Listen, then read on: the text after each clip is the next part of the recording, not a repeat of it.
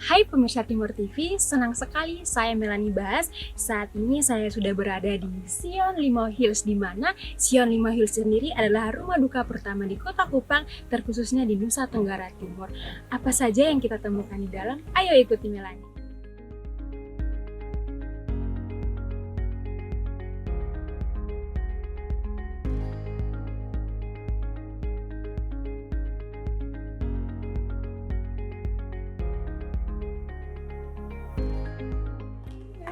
Selamat datang di Sion. Gimana Melanie? Panas ya di Sion ini.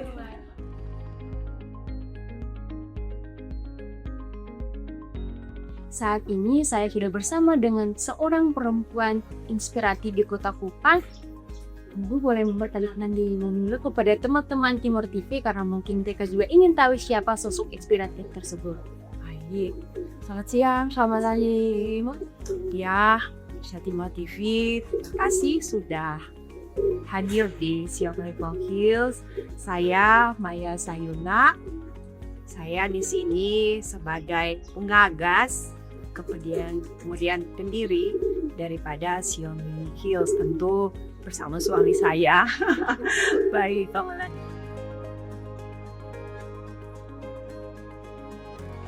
Baik Ibu, berbicara soal Sion Limau Hills, pasti pemirsa dari Timur TV ingin mengetahui apa yang menjadi latar belakang Ibu membangun di Sion Limau Hills sendiri. teman Ani, yang menjadi latar belakang untuk kami membangun Sion Limau Hills itu berangkat dari mimpi kami untuk bagaimana membuat suatu usaha yang usaha tersebut tidak menjadi usaha yang sifatnya followers ya Kak. Jadi dia harus menjadi pionir, dia harus autentik, minimal di skala lokal aja. Berangkat dari itu kami kemudian berpikir apa ya yang memang dibutuhkan oleh masyarakat Kota Kupang yang menuju moderate ini dan tidak tersedia di kota ini.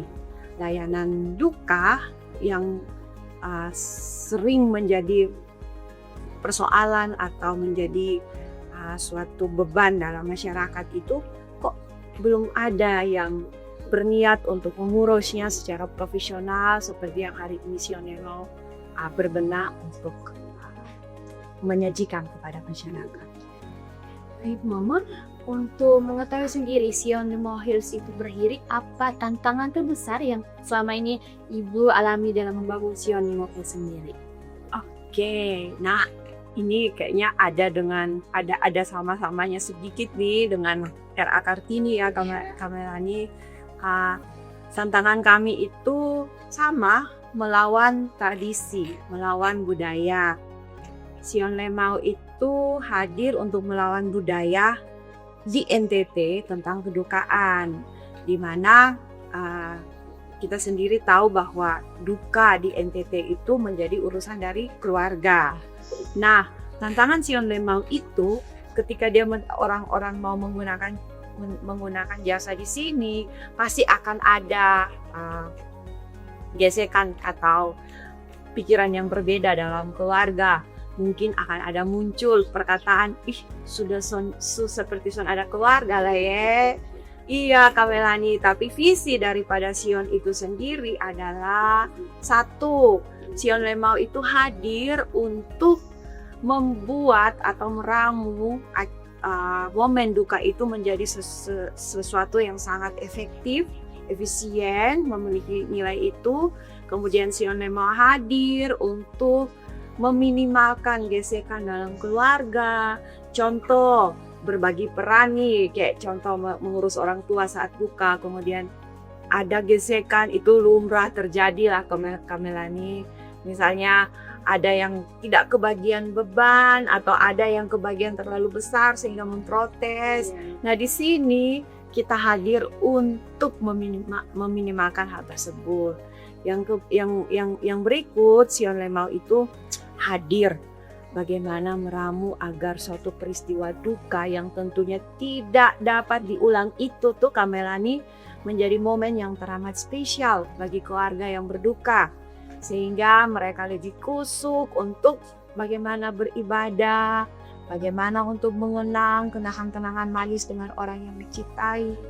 Mereka tanpa harus berpikir apa yang harus disajikan kepada tamu atau pelayat yang datang, bagaimana mempersiapkan kebersihan di lingkungan atau di area, maksudnya di rumah duka.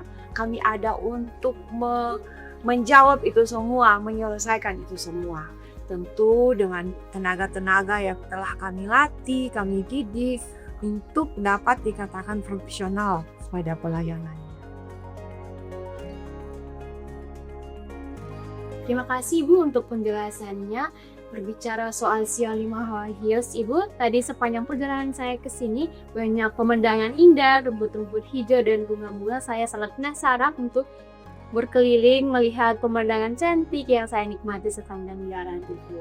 Oke, Kak Melani penasaran ya? Penasaran sekali. Yuk kita lihat. Tapi sebelumnya saya mau jelasin dulu nih Kak Melani. Ini Sion 5 Hills punya layanan duka yang tadi saya bilang rumah duka. Duka ini kami bangun dengan kapasitas penampungan 200 orang Kak Melani. Jadi mungkin untuk budaya di NTT, hari-hari persemayamannya itu kita tidak perlu tenda-tenda di luar. 200 orang sudah ruangan ini cukupi. Dan dalam ruangan ini kami menyiapkan ada homestay. Jadi keluarga yang mungkin bersama dengan orang yang meninggal bisa beristirahat Kak Melani. Homestay ada 2 kamar. Kemudian di rumah duka ini juga sudah ada ruang pemulasaraan jenazahnya Kak. Itu ada di sana dengan tempat tidur yang dengan standar rumah sakit internasional. Di rumah duka ini ada resepsionis yang kami pekerjakan untuk stay melayani seluruh keluhan daripada atau permintaan ya keperluan daripada keluarga yang berduka. Ada juga ruang catering dengan meja-meja prasmananya dan sebagainya. Limau juga punya catering Kak Melani. Iya, jadi keluarga ya cukup ya tadi saya bilang duduk iya memaknai momen duka itu. Itu yang dapat saya jelasin tentang sedikit. Nanti Kak Melani mungkin bisa mengunjungi akun-akun Sion. Di situ sudah dijelasin dengan sangat mendetail tentang apa-apa aja yang ada di Sion Lemau gini. Yuk Kak, kita lihat yuk untuk layanan pemakaman yang kami sebut pemakaman modernnya itu Kak.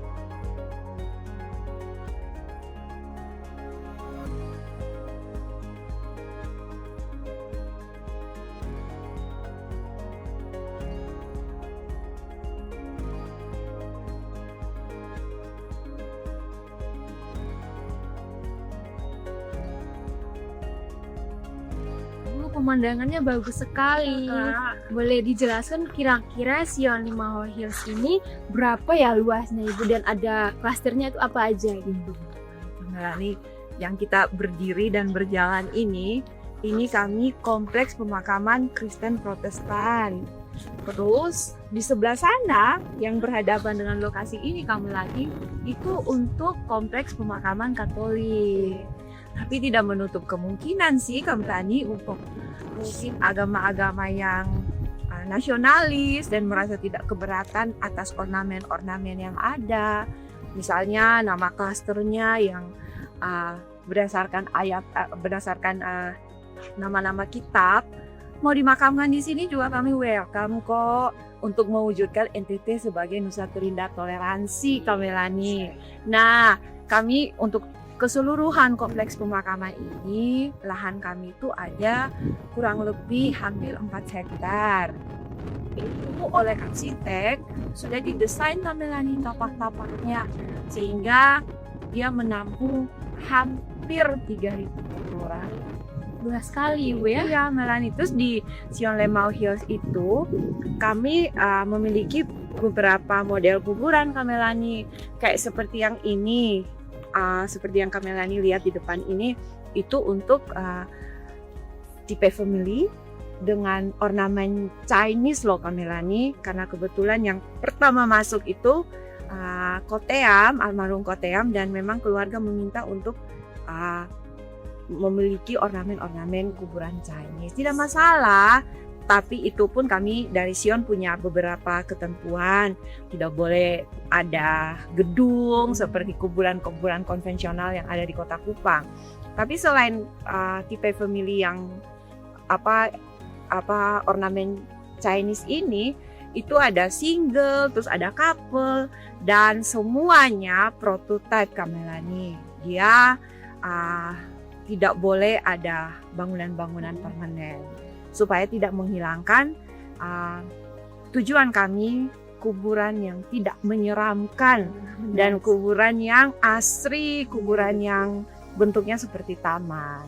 Ya, baik. Seperti itu. Ya, baik Ibu, terima kasih untuk penjelasannya. Berarti di Sion 5 Hills sendiri kuburannya di sini tidak menyeramkan ya. Jadi kalau orang lihat dari depan tuh, oh ini taman. Seperti gitu. yang Kak Melani lihat, Iya, apakah iya, ada iya. kesan kuburannya? Oh, tidak, seperti taman yang indah yang ada. Iya, Betul, ya, betul.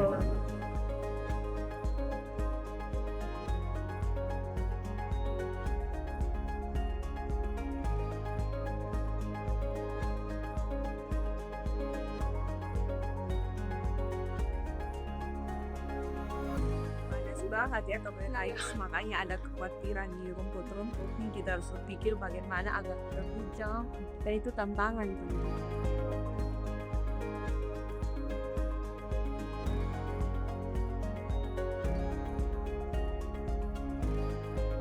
Wah, ternyata Sion 5 Hills ini sangat luas dan untuk semuanya tercukupi ya di sini ya Ibu. Iya Kak Melani. Baik Ibu, dalam momen Hari Kartini, apakah ada pesan yang Ibu mau sampaikan kepada teman-teman Timur TV? Oke, saya di momen ini dan sudah cukup mendalami momen Kartini. Iya, cantik banget. Dengan kebaya yang saya pakai ini dan juga tenunan khas Timur Tengah Selatan, khususnya dari Amanatun. Iya Kak Melani, ini tenunan dari Amanatun. Baik, untuk perempuan-perempuan, bagi saya, sejak penciptaan itu kita sudah didesain oleh Tuhan dengan tujuan untuk sebagai penolong. Tentu kalau sebagai penolong tuh Kak Melani, dia harus memiliki kapasitas yang besar sehingga dia bisa untuk menjalankan visi sebagai penolong. Baik Kak Melani, untuk itu pesan saya, kita hidup di era sekarang ini tentu sudah tidak sesusah Ibu Kartini dulu. Ibu Kartini dulu mau curhat aja harus nulis dulu, mengirim dulu, meminta pendapat harus menulis dulu, mengirim dulu. Kita sudah, perempuan-perempuan saat ini tuh sudah hidup di zaman yang sangat-sangat gampang. Kita ketika mau bikin kue Kak Melani, cukup dengan searching TikTok, minta pakai telur saya kue, 3, telur saya cuma 3, kue apa yang bisa saya hasilkan. Kita menanam sesuatu, kemudian hasilnya tidak maksimal, juga kita bisa bertanya. Sangat-sangat gampang untuk kita mengembangkan diri kita, mengembangkan kapasitas hidup kita. Sehingga menurut saya kita tinggal bagaimana kita menyadari kemampuan yang tadi saya bilang. Teori penciptaan aja kita tuh sudah kuat loh, karena didesain untuk menjadi penolong. Setelah itu, setelah kita menyadari kemampuan itu, kita mengoptimalkan kemampuan itu dengan mencari tahu tips dan bagaimana agar kita bisa percaya diri.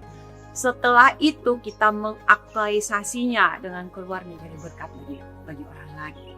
Itu rumus yang mungkin saya dapat bagikan untuk perempuan-perempuan di Nusa Tenggara Timur. Karena saya lebih akhir-akhir ini saya lebih untuk mengoptimalkan diri, bagaimana usaha-usaha layanan duka di luar sana yang sudah sangat sukses itu algoritma HP saya tuh penuh dengan itu loh Kak Melani. seperti itu menginspirasi saya, mendorong saya untuk melakukan banyak hal. Keren sekali. Iya, Kak Melani, hari ini Sion itu saya bangga diri saya sendiri. Karena tadi yang Kak Melani tanya soal tantangan, saya mampu untuk menantang itu. Terbukti dengan sudah ada banyak orang yang membeli lahan pemakaman di Sion. Sudah ada orang yang menggunakan rumah duka ini. Saya menembus tradisi kan, Kak Melani. Kemudian hari ini Sion sudah punya lebih dari 20 pegawai. Itu hal yang saya bangga untuk diri saya.